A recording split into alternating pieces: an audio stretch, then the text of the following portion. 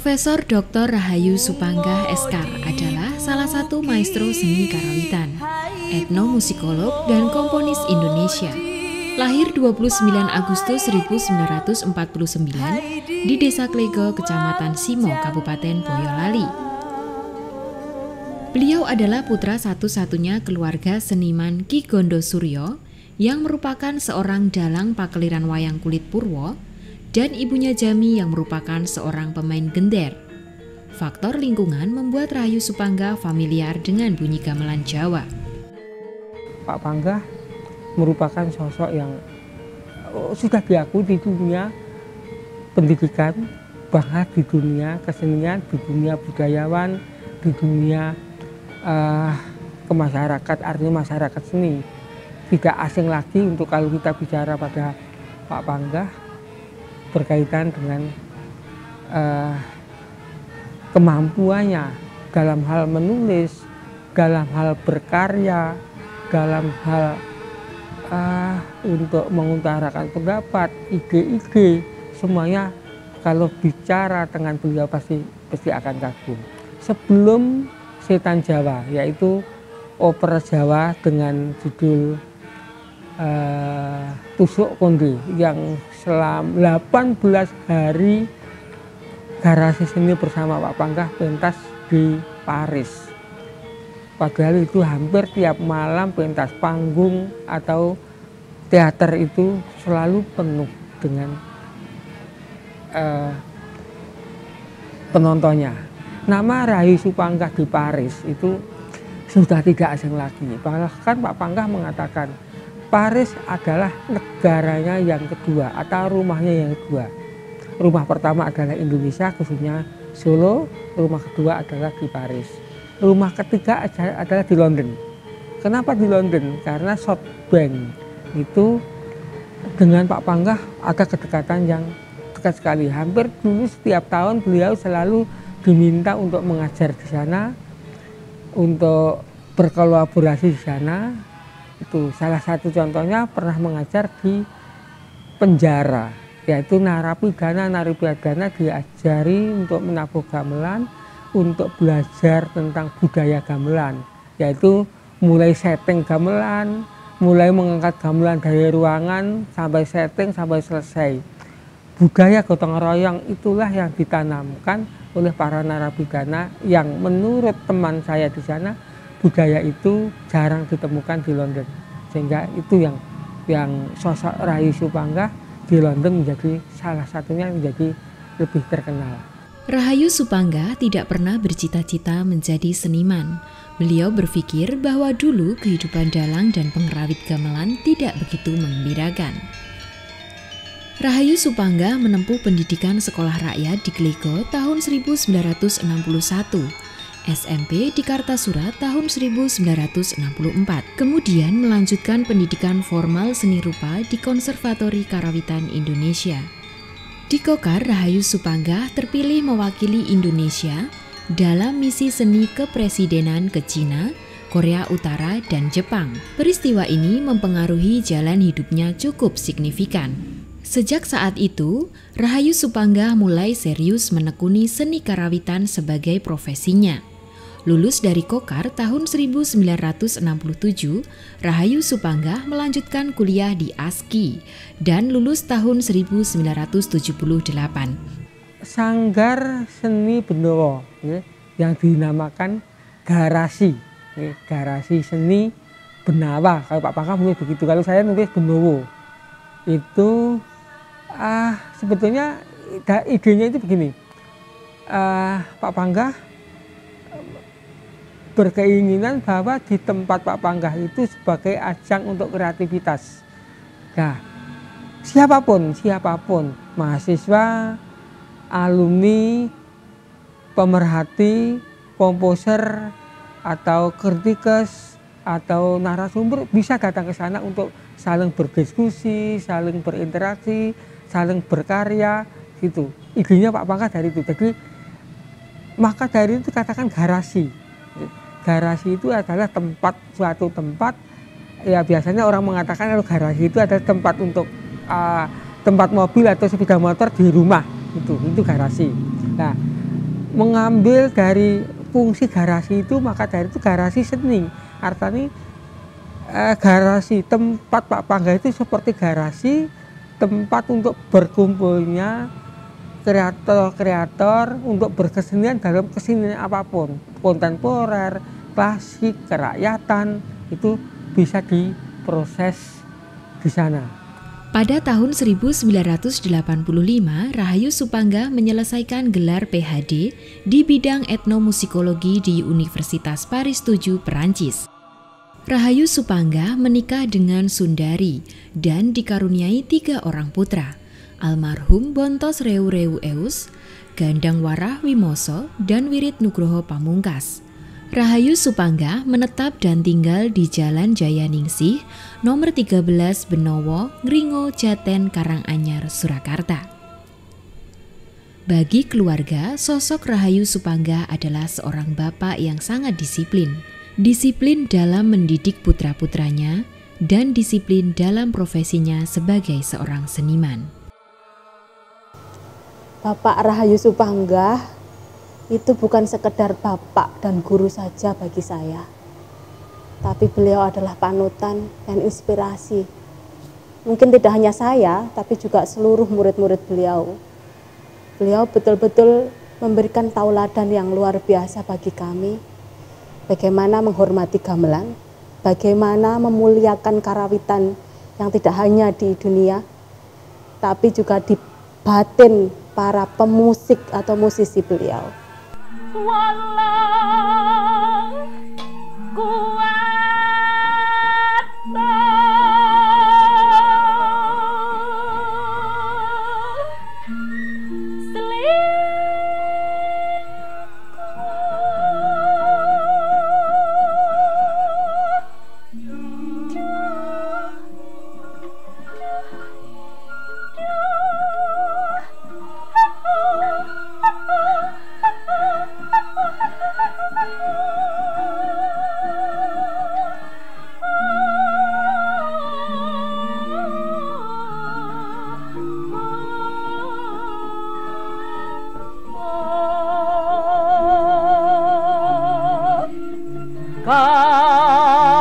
Kandri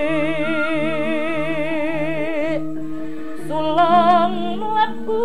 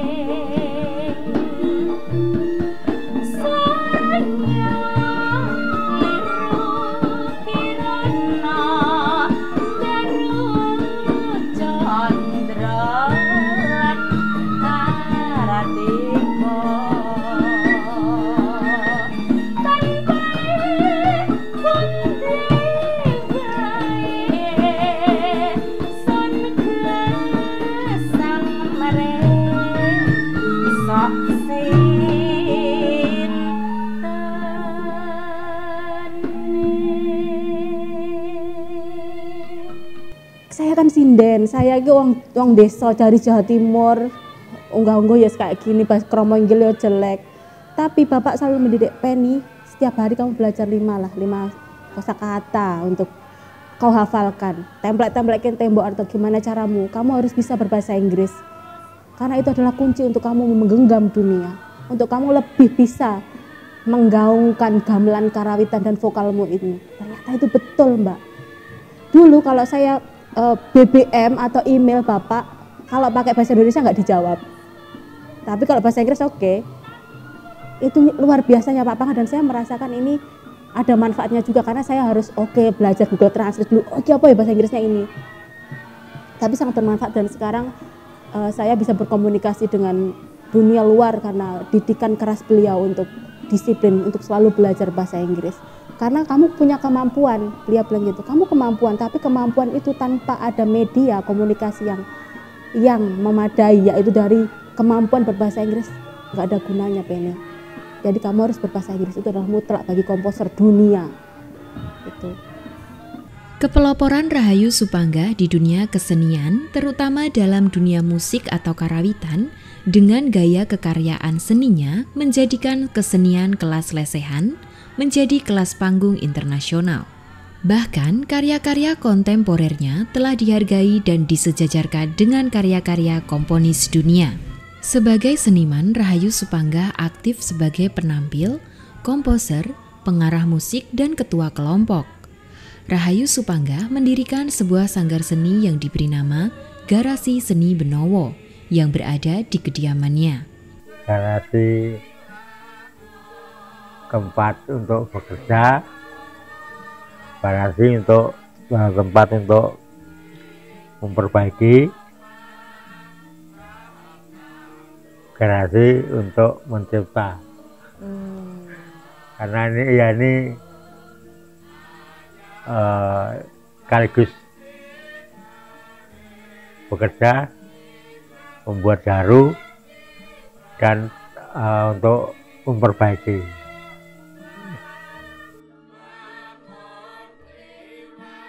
I was crying, really, because now I can hear the sound of gamelan here in London played by British people. And especially the end of the running and when they sing Wayayaan Pamungkas. So this really very touched me because in this Ayayaan there's a text Mugi-mugi Indonesia always united, and even nobody in Indonesia no care anymore, but with gamelan we can play together. Ini ruang kerja, artinya untuk bekerja, artinya di sini mahasiswa bisa belajar dengan kita, saya belajar dengan mahasiswa, terus mereka konsultasi, karena saya yang paling banyak belajar dengan mahasiswa itu juga. Yang sekarang ini yang tadi apa namanya rich interpretation terus yang satu lagi mutar-muter. Saya nulis hanya pengalaman saya ketika mutar-muter sama Sardono, sama Garunugro, sama Ongkeng Sen, sama Robert Wilson, sama Peter Brook, sama Rahayu Supangga juga rutin menulis berbagai buku dan artikel tentang seni budaya. Dalam karyanya, Rahayu Supangga telah berkolaborasi dengan banyak seniman ternama seluruh dunia. Di antaranya ada Robert Wilson, Ongkong Sen, Kornos Quartet, Sardono W. Kusumo, dan Garin Nugroho.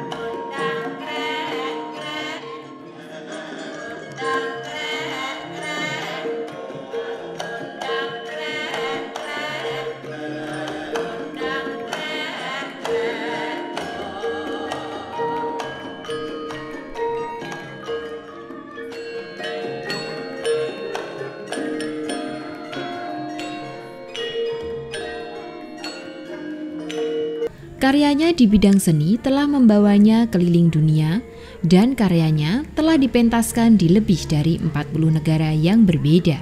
Karya-karya komposisi musiknya sepintas terasa tradisionalis yang menggunakan bahan baku musik Nusantara, tetapi maknanya selalu kontemporer, aktual, kontekstual, bahkan memberi imajinasi masa depan. Dalam dunia seni tradisional, Rahayu Supangga setara dengan empu. Pikirannya cemerlang dan terus-menerus mencari untuk menguak misteri serta kemampuan skill seninya yang sangat spesifik, karakteristik, dan terdepan. Selain sebagai pemikir dan komponis yang mendunia, Rahayu Supangga juga pernah memimpin organisasi kemasyarakatan, kesenian, dan struktural birokrasi. Pada tahun 2010, Rahayu Supangga mendapatkan penghargaan Bintang Budaya Paramadharma oleh Presiden RI Susilo Bambang Yudhoyono. Rahayu Supangga menjadi profesor komposisi dan etnomusikologi di ISI Surakarta hingga masa pensiunnya. You imagine that this is low, no, no, no, ni, no, no, ni, no, ni, no. Ready? 2, 3, and no, no, no, ni, no, no, ni, no, ni, no. 2, 1, 5, 6, 3, 5, 6, 1, 3, 2, 1, 5, 6. Remember, right? Pak Supangga menurut saya itu bukan sekedar dosen atau guru besar sekarang, tapi juga bapak saya. Karena setelah kenal Pak Pangga itu, kebetulan rumahnya itu terus di Benowo sini, jadi menganggap Pak Supangga dengan waktu itu mahasiswanya atau cantriknya itu ya seperti ini, orang tua dan anak. Ditambah lagi beliau itu kan anak tunggal. Nah, menurut saya malah saya ini seperti menang anaknya, seperti anak kandung. Kalau ada apa-apa saya selalu ditimbali, ya diajak istilahnya untuk kerjasama. Saya setelah kenal 78, waktu itu Prof. Pangga itu mulai nih berkelana. Artinya pernah di Australia, saya tahunya ya sekitar 80-an, 2 tahun pernah itu di sana di ABRI itu.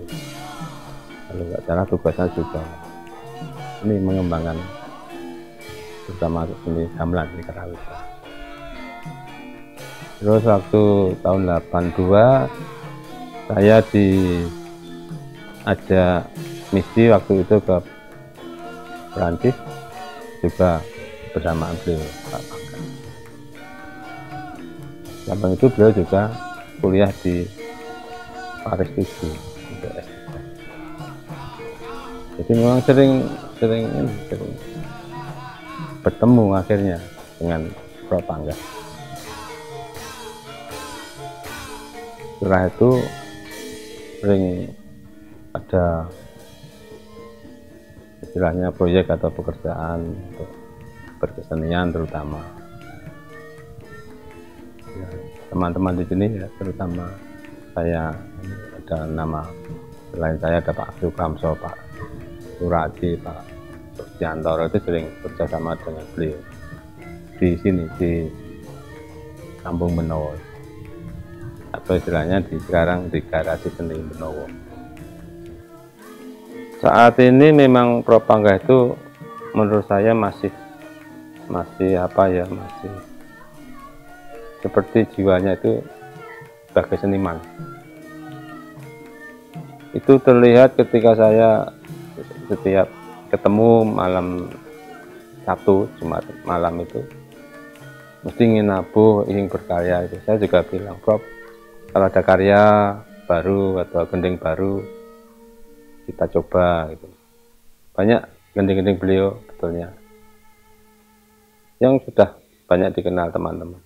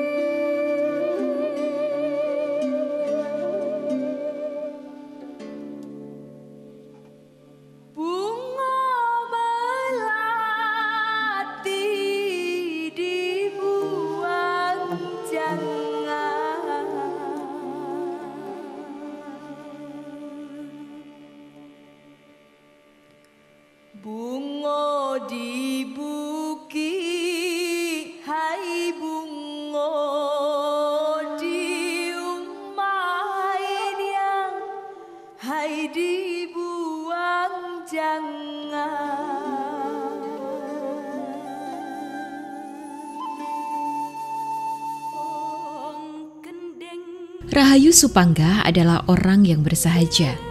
Cintanya terhadap seni gamelan dan budaya Jawa terus beliau jaga bahkan hingga beliau mengembuskan nafas terakhir pada tanggal 10 November 2020 di usia ke-71 tahun karena sakit. Rasa kehilangan sosok seorang Rahayu Supangga begitu dirasakan oleh istri tercinta, Sundari dan putra-putranya. Tidak hanya keluarga yang merasa kehilangan, tetapi juga para sahabat, kerabat, murid, dan juga para kolega.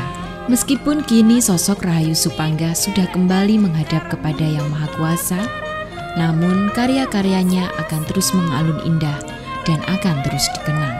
Selamat jalan Prof, beristirahatlah dengan tenang. Terima kasih untuk karya-karya indahmu.